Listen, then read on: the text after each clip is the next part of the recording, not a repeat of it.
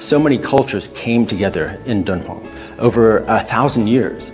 And we see that there's a kind of harmony in the caves where all these cultures in a single cave are depicted on the walls. There's a kind of harmony, and it's not some zero-sum perception of cultures and cultural interaction.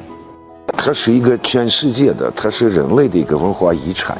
敦煌的东西哈，无论是它出土的这些，就不是这些文献，或者说那些图像了哈，它是针对非常多的各种不同的领域，都是有非常关键的这个意义。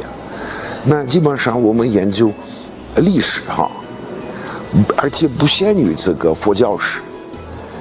整个的文化是这制度是啊。